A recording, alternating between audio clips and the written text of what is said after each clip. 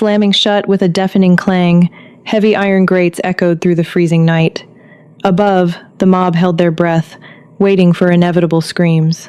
A massive beast stepped from the shadows, eyes glowing with lethal hunger. Yet, the expected bloodbath never happened. What followed next made everyone fall silent. The winter of 1,348 inches, the isolated settlement of Alder's Keep was unforgiving, but the cold was the least of the villagers' concerns. Deep in the untamed stretches of the northern forests, a pack of unnaturally large wolves had claimed the territory. For generations, the village maintained a fragile, unholy pact to ensure their own survival. Once every decade, when the harsh winters drove the beasts to the edge of starvation, the village offered a sacrifice. They called it the Tithe of the Hollows. Odette was never meant to be the sacrifice. She was simply a healer, a woman who lived on the fringe of the settlement where the pines met the cobblestone. At 22, she possessed a quiet, resilient beauty and a vast knowledge of herbal remedies passed down from her grandmother. When the sweating sickness ravaged the lower quarters of Alder's Keep, it was Odette who brewed the feverfew and willow bark that saved dozens, including the wife of the town's highest authority, Magistrate Godfrey. But gratitude in Alder's Keep was a fickle currency. Godfrey was a vain, deeply corrupt man who ruled the village through fear and religious fanaticism. He had long desired Odette, making his intentions known in the shadowed corridors of the town hall. When she publicly rejected his advances, humiliating him in front of the local aldermen, her fate was sealed. Godfrey could not execute her without cause, so he orchestrated a campaign of whispers. He claimed Odette's miraculous cures were not the work of medicine, but of dark, pagan magic. He accused her of consorting with the very beasts that haunted their woods. The turning point came when a local farmer, a man named Finnick, was found torn apart on the edge of Odette's property. The villagers, blinded by grief and manipulated by Godfrey's silver tongue, dragged Odette from her cottage in the dead of night. There was no trial. There was only the freezing mud, the blinding glare of pitch pine torches, and the deafening roar of a terrified, bloodthirsty mob. They bound her wrists with thick, coarse hemp. Odette did not weep as they marched her through the village square.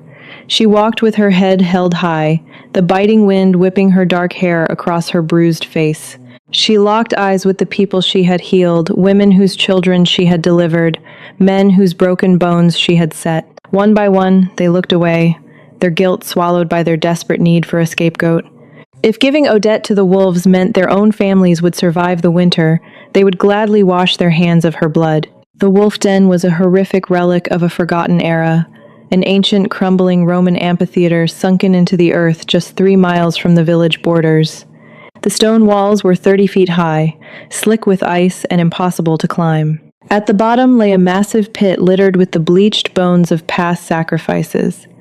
Overhanging the pit was a heavy iron grate, operated by a rusted winch system. Magistrate Godfrey stood at the edge of the precipice, flanked by his guards. His breath plumed in the freezing air as he looked down at Odette, a cruel, triumphant sneer twisting his features. "You have chosen the company of beasts over the grace of civilized men, Odette," Godfrey proclaimed, his voice echoing off the ancient stones, loud enough for the hundreds of onlookers gathering at the rim to hear. "Tonight, you shall pay the tithe. May your blood buy our safety." Odette looked up at him, her chest heaving, but her voice was eerily calm. "My blood will buy you nothing, Godfrey. The forest remembers. The forest knows." Godfrey's jaw tightened. He raised his hand and dropped it. The guards shoved her forward. Odette tumbled over the edge, sliding down the steep, icy chute that fed directly into the heart of the ruins. She hit the frozen earth at the bottom with a sickening thud, the breath knocked from her lungs.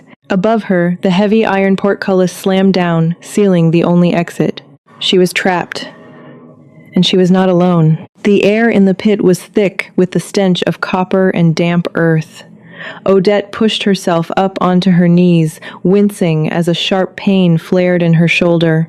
The moonlight barely pierced the gloom, casting long skeletal shadows across the scattered bones. High above, the rim of the amphitheater was lined with torches. Hundreds of villagers peered over the edge, their faces illuminated by the flickering firelight. They were completely silent now, leaning in to witness the brutal execution. From the deepest, darkest alcove of the ruins, a low, guttural growl vibrated through the ground. It was a sound that defied nature, too deep, too resonant to belong to a normal wolf. Odette froze. She slowly pushed herself to her feet, her back pressing against the freezing stone wall. She had heard the legends of the beasts, but nothing could have prepared her for the reality. The creature that stepped into the moonlight was monstrous. It stood nearly 7 feet tall at the shoulder, its fur a stark, midnight black, tipped with silver that caught the moonlight. Its muscles coiled beneath its pelt with terrifying power, and its claws gouged deep grooves into the frozen earth with every step. But it was the eyes that stopped Odette's heart. They were not the mindless, frantic eyes of a hungry animal. They were a piercing, intelligent amber. The villagers above began to murmur in hushed, terrified excitement. This was the Alpha, the beast of the hollows itself. The giant wolf lowered its massive head, its lips curling back to reveal teeth the size of daggers. It took a slow, deliberate step toward her, then another. Odette closed her eyes. She refused to give Godfrey the satisfaction of hearing her scream. She thought of her quiet garden, the smell of crushed lavender, the warmth of the hearth. She braced herself for the agonizing tearing of flesh. The beast closed the distance in a single, terrifying bound. The hot, metallic scent of its breath washed over her face.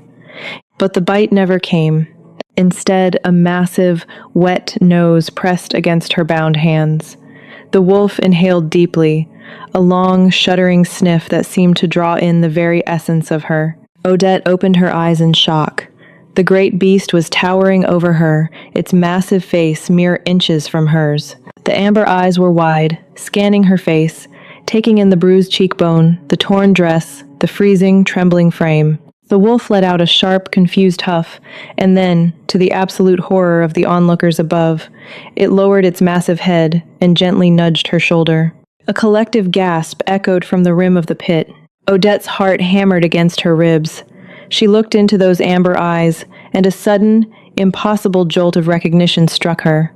3 months prior, during the first snowmelt, Odette had been foraging near the Black Ravine. She had found a man, half dead, bleeding out from a massive, jagged wound in his side. He was a stranger, with dark hair and striking, amber-colored eyes. He had refused to tell her his name, but Odette had dragged him to her hidden root cellar. For 4 days and 4 nights, she had nursed him, stitching his wounds, feeding him broth, and applying a highly distinct, pungent poultice of crushed yarrow and wolfsbane to fight the infection. On the 5th morning, the man had vanished, leaving only a carved wooden wolf on her table as thanks. She stared at the monster before her. The scent of her own distinct yarrow poultice still faintly lingered in her clothes, mixed with the sweat of her terror. "You," Odette whispered, her voice barely carrying over the wind. The wolf let out a low, rumbling whine that sounded entirely too human. It stepped back, its gaze snapping upward toward the rim of the amphitheater. The amber eyes narrowed into slits of pure, unadulterated fury. Up on the walls, the crowd was in pandemonium. "Why isn't it killing her?" a woman shrieked. "Shoot the beast! Shoot them both!" Magistrate Godfrey roared, his face purple with rage. He turned to his archers, violently shoving one forward. "Knock your arrows, you fools! Do it now!" The archers fumbled with their longbows, drawing the strings back. Down in the pit, the Alpha reacted with lightning speed. The massive wolf stepped protectively in front of Odette, shielding her entirely with its colossal body. It threw its head back and let out a roar, not a howl, but a deafening, earth-shaking roar that caused the stone walls to vibrate. Then, the beast began to change. Bones cracked and snapped in a sickening, rhythmic symphony. Fur receded into skin. The monstrous form contorted, shifting upward as the villagers above screamed in sheer terror, dropping their torches into the darkness. When the agonizing transformation was complete, a man stood before Odette. He was tall, powerfully built, and completely unbothered by the freezing temperature. Broad shoulders, dark hair, and the familiar, dangerous amber eyes. It was Donovan, the stranger she had saved. He didn't look at Odette, His lethal gaze remained fixed on the men above. He reached down to the earth, his muscles flexing as he picked up a massive, rusted broadsword left behind by a doomed gladiator centuries ago. Donovan pointed the blade directly up at Magistrate Godfrey. "The tithe is rejected." Donovan's voice boomed, deep and raspy, carrying a supernatural resonance that made the villagers' blood run cold. "But I will be taking payment for this insult. Anyone who touches this woman will drown in their own blood." The silence that fell over the amphitheater was absolute. Not a single bowstring was released. Even Godfrey stood frozen, his eyes wide with a paralyzing mortal dread. They had thrown the girl into the den to appease a monster, but instead of sacrificing her, they had just given the Alpha of the Northern Territories his queen and a reason to tear Alder's Keep to the ground. Donovan lowered the rusted broadsword. The sheer weight of the weapon would have strained a seasoned knight, but in his grasp, it appeared as light as a willow switch. He turned slowly toward Odette, the ferocious intensity in his amber eyes softening instantly into a profound, almost reverent gentleness. The bitter, freezing wind continued to howl through the cavernous depths of the ancient Roman amphitheater, whipping her torn garments. Yet she felt a sudden wave of radiant, furnace-like heat emanating from his skin. He closed the distance between them with silent, predatory grace, kneeling in the frozen mud. With effortless precision, he snapped the thick, coarse hemp ropes binding her wrists, his calloused thumbs briefly brushing against her bruised, freezing skin. A jolt of electric warmth traveled up her arm, chasing away the bone-deep chill of the pit. "You saved my life in the shadow of the Black Ravine," Donovan murmured, his voice a low, gravelly vibration that resonated within her very chest. "I told you then that the debt would be repaid. I did not anticipate that the ignorant cowards of this wretched village would offer you up as a sacrificial lamb to my own kind." Odette massaged her raw wrists, staring at the rugged, handsome face of the man who had just shifted from a monstrous wolf. "You are the Alpha," she whispered, the reality of the situation finally piercing through her shock, the beast of the hollows, the creature they have feared for generations. "And yet, you are a man." "I am both," Donovan replied, his gaze flickering briefly to the sky. "And right now, I am your shield." High above them, chaos had erupted. The absolute paralysis that had gripped the villagers shattered, replaced by sheer, unadulterated panic. The realization that the Alpha of the dreaded Northern Pack was not just a mindless, bloodthirsty animal, but a sentient, shape-shifting warrior capable of wielding human weapons, broke their minds. Magistrate Godfrey was screaming until his vocal cords tore, desperately shoving his own guards toward the treacherous, icy edge of the ruins. "Kill him! Drop the oil! Burn the entire pit to ashes!" Godfrey bellowed, his face a mask of purple, vein-popping terror. He grabbed his trusted captain, a ruthless mercenary named Cedric, by the collar of his chainmail. "If that demon escapes this trench, we are all dead. Do you hear me? Light the pitch." Cedric drew his steel longsword, his hands trembling violently. He motioned for the archers to grab the barrels of flammable pitch they kept for emergencies. But before a single flint could be struck, a new sound paralyzed the night. It started as a low, mournful resonance from the eastern ridge, a single, haunting howl that pierced the thick canopy of the winter forest. It was immediately answered by another from the west, then a dozen more from the north, until the entire perimeter of the ancient amphitheater was surrounded by an echoing, symphonic chorus of pure, primal fury. The ground beneath the villagers' boots began to tremble. From the impenetrable shadows of the tree line, massive shapes began to emerge. These were not the common, scrawny timber wolves the hunters occasionally trapped. These were dire beasts, gargantuan predators standing 5 to 6 feet at the shoulder, their pelts ranging from ash gray to russet brown. Leading the charge was a massive, scarred female wolf, her silver coat gleaming in the moonlight. This was Maeve, Donovan's fiercely loyal beta. Beside her bounded Garrett, a dark-furred behemoth whose jaws could snap a horse's femur in half. The villagers screamed, abandoning their torches, their weapons, and any semblance of order. It was an absolute rout. The pack did not slaughter indiscriminately, however. They moved with terrifying, coordinated, military precision. They leaped over the frantic, fleeing commoners, targeting only the armed guards and Godfrey's loyal soldiers. Maeve clamped her massive jaws around the winch mechanism that controlled the heavy iron grate, snapping the thick oak lever with a sickening crunch. The heavy portcullis violently ground upward, the counterweight slamming into the stone walls with the force of a thunderclap, leaving the tunnel entrance wide open. "Come," Donovan said, standing and offering Odette his large, incredibly warm hand. "We are leaving this cursed pit." Odette hesitated for only a fraction of a second before placing her hand in his. He pulled her flush against his solid chest, his arm wrapping protectively around her waist.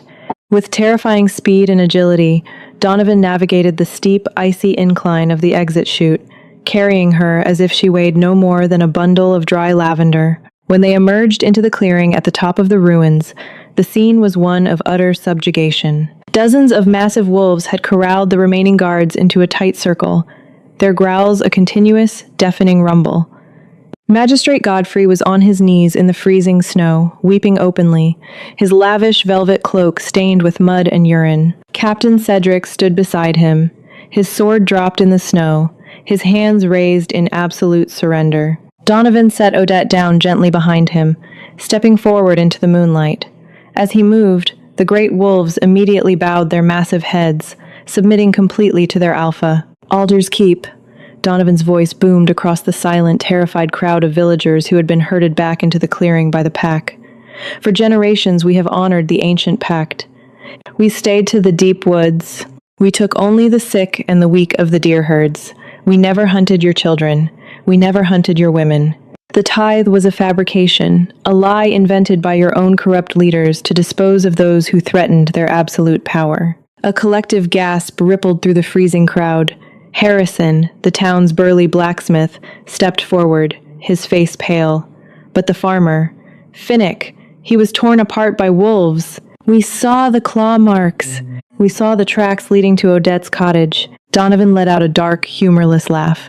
He walked slowly toward the trembling Magistrate Godfrey and Captain Cedric. He leaned in, his nose flaring as he inhaled deeply. "My kind leaves a distinct scent, blacksmith," Donovan growled, his amber eyes locking onto Cedric. "But when I smell this, Captain, I do not smell the forest. I smell the sweat of a coward. I smell pig's blood, used to paint false trails. And I smell the distinct, unmistakable copper tang of Finnick's blood soaked into the leather of Cedric's boots." Donovan suddenly lunged, his hand snapping out to grab Cedric by the throat. With a terrifying display of supernatural strength, he lifted the armored captain entirely off the ground with one hand. "Tell them," Donovan snarled, his voice vibrating with predatory menace. "Tell them who killed the farmer, or I will let Garrett tear the truth from your throat." Cedric gagged, his face turning a mottled blue.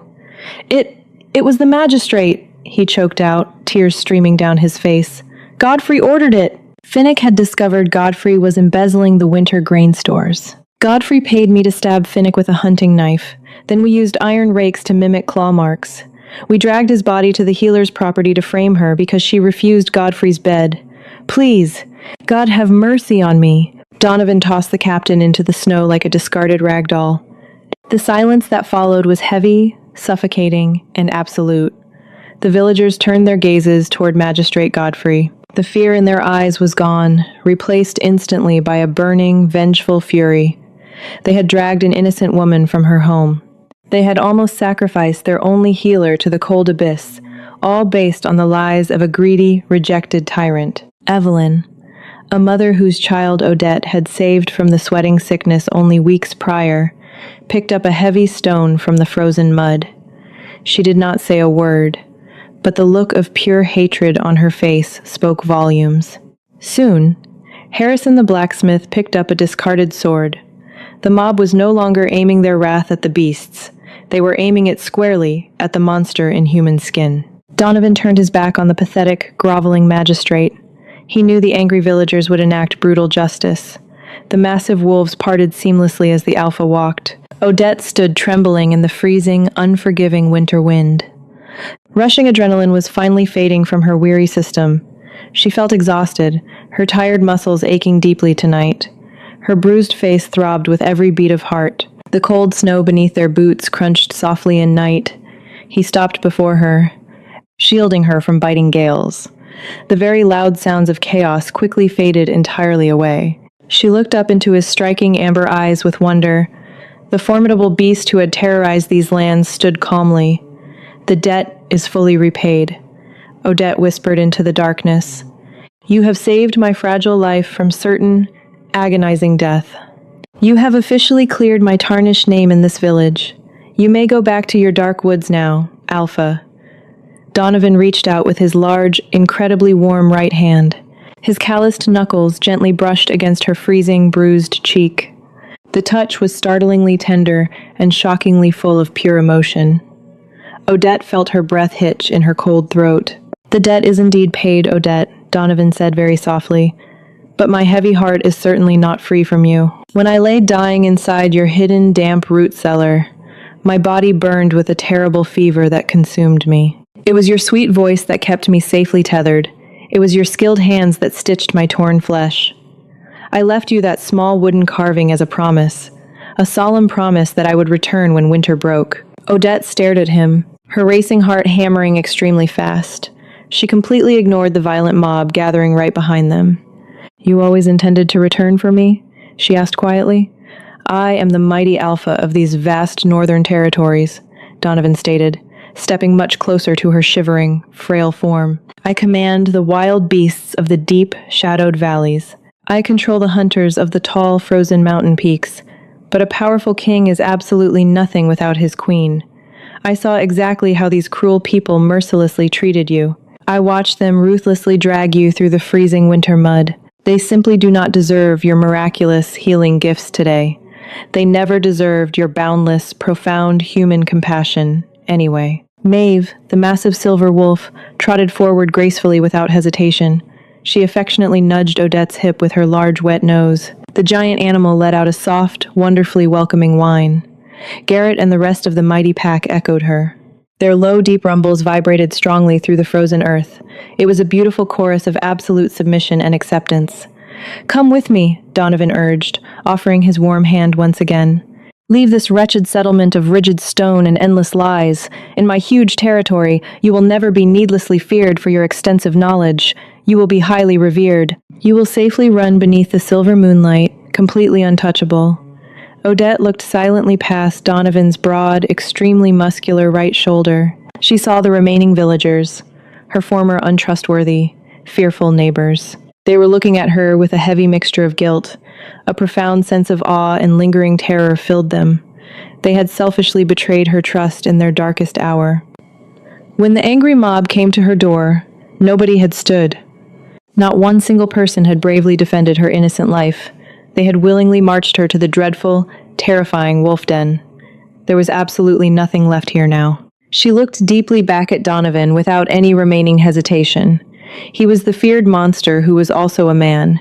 She saw no dark deception within his stunning amber eyes. She saw only a fierce, intensely burning loyalty that shined. It eclipsed anything she had ever known in this world. Odette reached out and firmly placed her small, cold hand. She put it directly into his large, incredibly warm grip. "Take me to the quiet woods," she commanded very softly. A slow, truly breathtaking smile spread across Donovan's rugged face. He gently swept her completely off her extremely tired feet. He cradled her very securely against his broad, solid chest.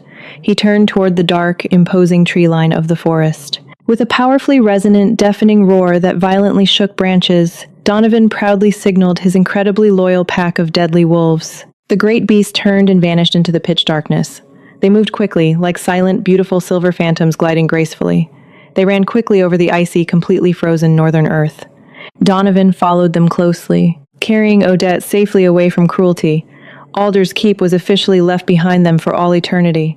A brand new, wonderful chapter was finally starting completely anew.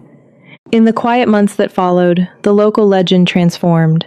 Alder's Keep tragically fell into absolute ruin and total despair.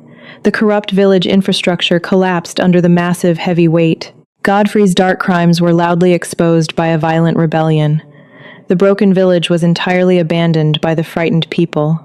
It was slowly reclaimed by the creeping, wild, green vines.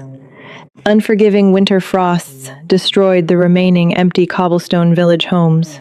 But deep inside the dense northern woods, another legend grew. Travelers who accidentally wandered too close spoke in hushed whispers. They spoke nervously of a magnificent, truly massive black beast. The giant wolf powerfully patrolled the dangerous, heavily forested borders.